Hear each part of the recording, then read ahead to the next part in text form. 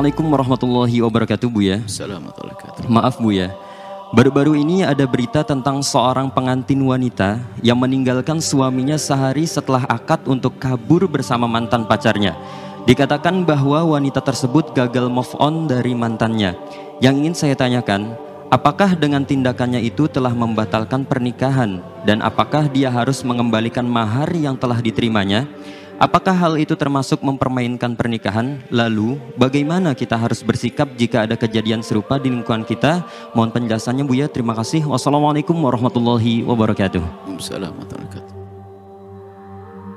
Ada beberapa permasalahan yang harus dicermati di balik satu kisah seperti ini.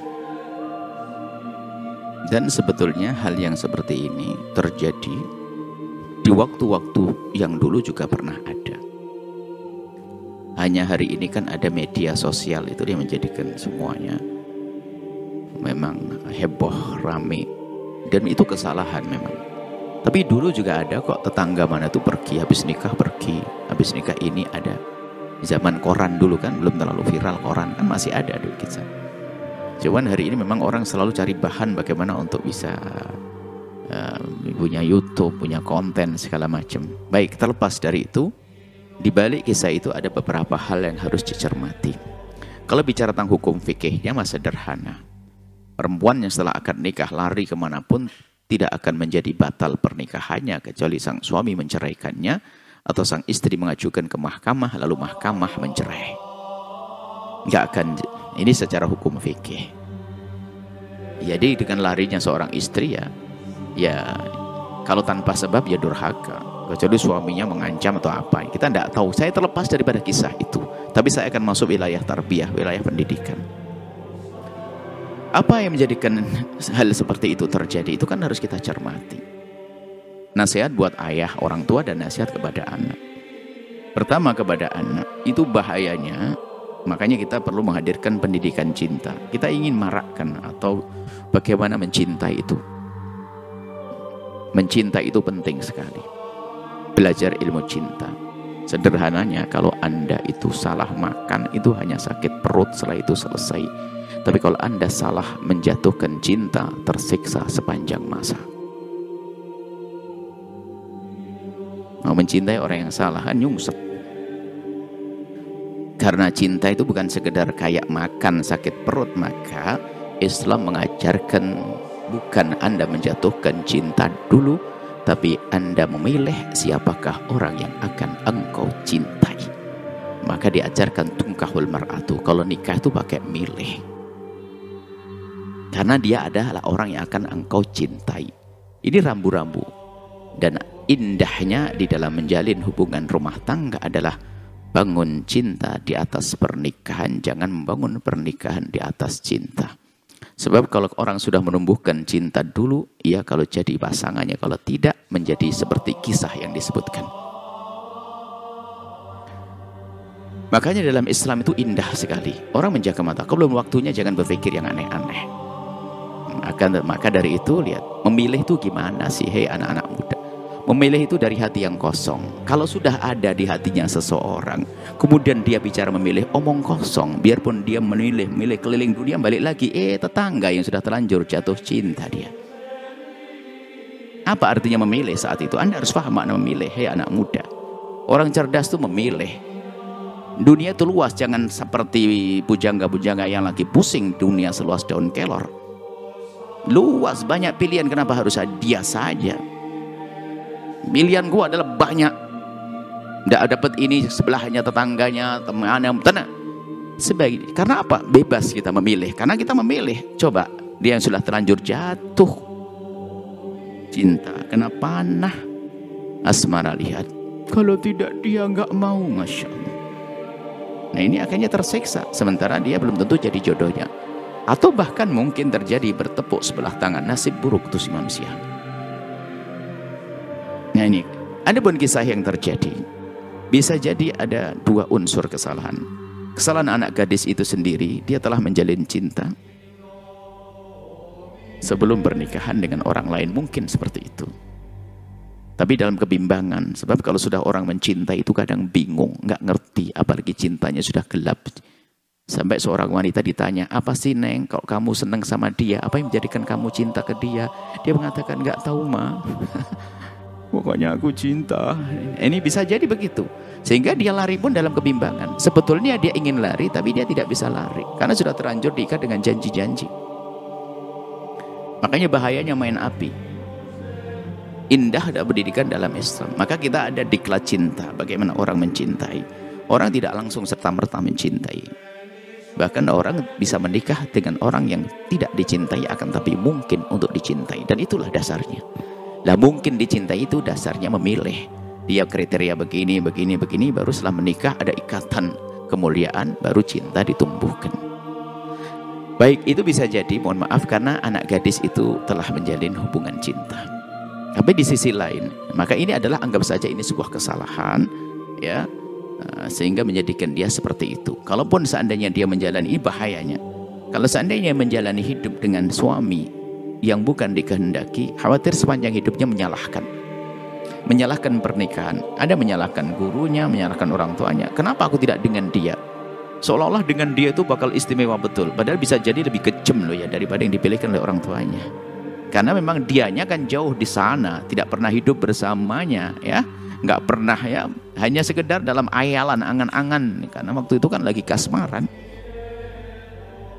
Jadi belum tentu, cuman begitulah namanya orang jatuh cinta. Maka kami ingatkan kepada anak-anakku semuanya yang sudah mulai terikat dengan cinta sebelum pernikahan, hendaknya sudah mulai mengerem pelan-pelan, menggunakan akal cerdasnya, layak atau tidak. Kemudian kalau memang secara akal kita tidak layak, harus mujahadah, jihadun nafsi. Aku harus mulai menghindar pelan-pelan. Dan itu tidak bisa orang lain, Anda sendiri. Kalau dipaksakan itu seperti panah, nancep, ditarik, nancep lagi lebih dalam. Apalagi orang tua, enggak boleh kau nikah dengan dia, pokoknya ini. Dan itu menjadi tambah nancep, baik para orang tua. Bisa jadi kisah yang disebutkan seperti itu. Orang tuanya keras kepala dan sebagainya. Maka saya salahkan, saya ingatkan semuanya. Hei para orang tua, jika engkau menemukan pasanganmu itu kok sudah, mohon maaf, telanjur mencintai seseorang, Anda tidak bisa mencabut begitu saja. Ini bukan urusan paku dicabut dari tembok. Tapi urusan hati. Nggak bisa serta-merta. Mungkin diajak dialog dengan akal yang perlahan. Tidak bisa Anda langsung paksakan menikah begitu saja. Hei para orang tua. Nah, akan tapi lihat. Memang sebaiknya seorang anak jangan menjalin cinta terlebih dahulu. Tapi kalau sudah menemukan orang tua anaknya terlanjur menjalin cinta, bagaimana caranya? Ya barangkali kita perlu melihat laki-laki itu baik atau tidak dan seterusnya. Mungkin dia terjebak dalam cinta ya karena nggak mengerti pergaulan. Jadi jangan keras kepala orang tua lah. Harus bisa, harus cerai, harus jauh dari dia, harus nggak itu. Nggak bisa seperti itu, tapi perlahan. Kalau memang diajak diskusi dialog, sampai menjadi pilihannya sendiri untuk meninggalkannya. Seperti itu, jadi perlahan-perlahan dari para orang tua. Dan juga para orang tua itu jangan diktator ya urusan pasangan itu. Hendaknya kalau Anda punya calon, karena ini urusan dengan hati. Hati bukan urusan dengan milih baju. Baju itu nggak ada, mencintai baju seperti mencintai syahwat yang ada laki perempuan. Ini adalah urusan ada syahwat, ada hati. Jadi kalau Anda sebagai orang tua cukup Anda sodorkan. Ada seorang laki-laki begini sayang, anaknya baik begini. Suruh berpikir. Jangan langsung, nak ini ada orang baik. Kamu harus mau dengan dia ya. Ini pilihan Abah, pilihan Umi. Dari awalnya sudah tidak menarik. Orang tua keras kepala. Anda bicara dengan anak yang punya hati ya. Bukan Anda bicara dengan robot yang sudah diprogram jawabnya iya, iya, iya dok. Dia punya hati. Maka tolong orang tua. Nah, kita tidak menyalahkan. Bisa jadi itu komunikasi orang tua yang tidak baik. Sehingga seorang anak hanya mengatakan iya, iya. Yang penting tidak tahu, terserah nanti. Loh, ini kan bahaya sekali. Sehingga bisa saja dari ketiga lari. Hari pertama lari. Saya tidak tahu kejadiannya seperti apa. Saya ingin nasihati semuanya. Hei anak, jangan buru-buru kamu menjatuhkan cinta dengan orang yang belum menjadi halal bagimu. Karena itu bahaya. Bisa saja dimain-mainkan. Nah, kemudian bagi orang tua yang melihat anaknya sudah seperti itu, mereka bukan robot yang bisa diprogram klik klik klik klik langsung beres, enggak, ada hati. Jadi untuk menjauhkan kecintaannya dengan cara yang halus seperti halnya waktu masuk ke hatinya juga halus, kita keluarkan dengan halus. Cinta itu enggak serta-merta aku datang, aku cinta kamu, enggak ada. Biarpun cantiknya kayak apa, ganteng apa, enggak, pasti proses. Enggak ada. Cinta yang sejati enggak.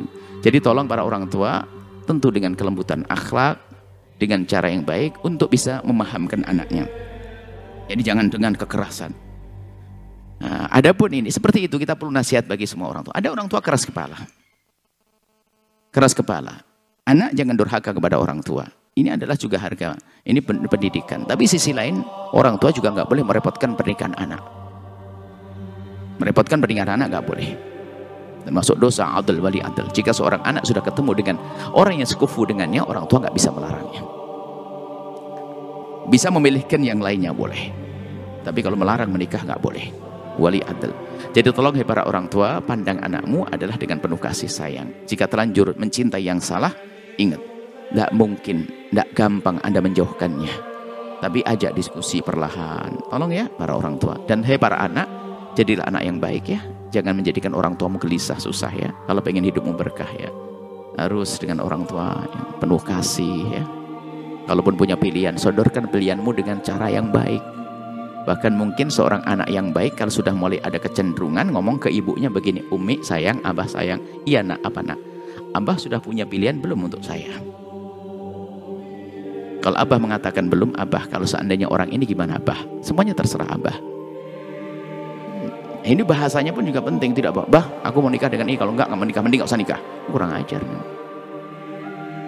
Jadi tolong ya para orang tua, ini perlu. Jadi yang terjadi saya tidak tahu seperti apa, maksudnya apa. Semuanya perlu belajar kelembutan, keindahan, memahami syariat, cara mencintai yang benar seperti apa. Sekarang kayak kasus begini ini, coba kasus seperti ini, perempuan tiba-tiba lari. Apakah jaminan laki-laki yang akan didatangi itu menerimanya? Bisa jadi dia berpikir cerdas, ini ibunya saja dibegituin, apalagi saya nanti, bisa ngomong gitu. Wah ini kacau juga ini. Kalau laki-laki cerdas, misalnya ada seperempuan ngomong begini, Bang, yang penting karena abang, aku kan cinta abang sehidup semati. Orang tua nggak mau, nggak penting bang, yang penting abang. Loh, laki-laki yang cerdas. Ini ibunya nyusui dari kecil aja dibeginiin, abang lagi saya. No, oh, bahaya ini mau nikah dengan saya. Bisa aja begitu, laki-laki cerdas. Jadi jangan dianggap semua orang itu nggak bahlul seperti kita. Gitu. Jadi ada orang cerdas. Maksud kami semuanya yuk baik-baik. Anak kalau ingin menikah, tolong semaksimal mungkin untuk berusaha untuk mencari yang sesuai dengan keinginan orang tua. Sesuai dengan keinginan orang tua. Jangan memaksakan. Kalau seandainya sudah terlanjur mencintai anakku, tapi demi menuruti kebahagiaan orang tua, perlahan bagaimana kita bisa menurutinya. Biarpun itu berat. Tapi sisi lain para orang tua, jangan seksa anak Anda untuk menuruti Anda. Kalau Anda punya keinginan, dalam irama diskusi, bukan Anda memaksakan diri. Jika semuanya punya prinsip indah semacam ini, tidak akan ada permasalahan seperti yang disebutkan tadi. Adapun masalah pernikahannya adalah sah, tidak akan terpisahkan kecuali sang laki-laki mencerai atau sang wanita mengajukan ke mahkamah lalu sang dicerai oleh mahkamah. Apa yang kita lakukan tadi pertanyaannya? Ya gitu, memberikan pendidikan. Ya kalau memang tidak mau, Anda katakan tidak mau. Tapi tidak mau, maka jangan salahkan, tidak tahu, jangan-jangan anak ini sudah tidak mau dari kemarin dipaksa sama orang tuanya. Saya juga nggak tahu itu. Saya tidak komentar tentang kejadian, wallah alam. Saya tidak ketemu anaknya. Kalau saya diskusi, saya bisa, bahkan mungkin saya bisa memberi gambaran solusi. Saya tidak ngerti yang salah di mana secara sungguhnya. Atau bahwa orang tuanya dulu pernah jadi wali adl yang nggak pernah mengizinkan orang sehingga anaknya mungkin sudah menikah atau bagaimana. Saya tidak tahu. Mohon maaf, ini hanya saya tidak baca tentang kejadian. Saya tidak menyalahkan anak tersebut, ayahnya, saya tidak tahu kejadian. Cuman gambarannya di masyarakat itu biasanya seperti itu. Keras kepalanya sang anak, keras kepalanya orang tua, akhirnya lihat tidak indah di dalam pernikahannya. Wallah alam.